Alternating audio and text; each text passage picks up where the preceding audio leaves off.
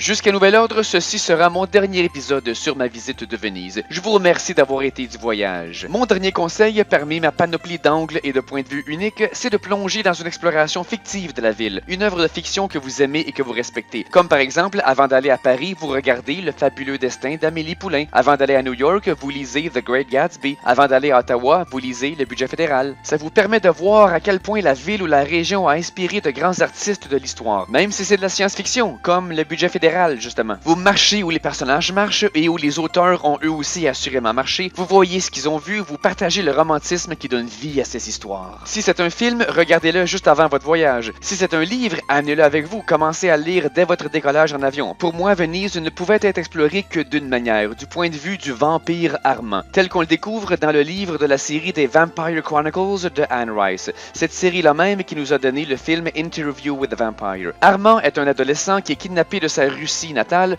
avant de se retrouver nul autre qu'à Venise, où il devient le protégé du vampire Marius. L'histoire d'Armand, avant qu'il devienne un vampire et éventuellement quitte Venise, est très longue et très détaillée. Il parle de l'effet psychologique et troublant qu'ont les mosaïques de la Basilica San Marco sur lui. Il parle de la dentelle de Burano, du verre de Murano, de la basilique de Torcello, des petites allées, des canaux, des palazzos, du Grand Canal, de l'île de Lido, bref, de tout Venise. C'était un livre que j'avais déjà lu, que j'avais déjà aimé et qui contient ma scène préférée de tous les ouvrages d'Anne Rice. Et de le relire à Venise a été une expérience inégalée. Au lieu de préparer un voyage en dressant un itinéraire précis jusqu'à la dernière minute, prenez plutôt quelques heures pour calmement vous trouver une histoire comme ça qui vous est chère et qui célèbre l'endroit que vous allez visiter. Si vous en connaissez pas, trouvez-en une et découvrez-la sur le champ. Googlez le nom de l'endroit avec les mots littérature célèbre et vous trouverez des suggestions.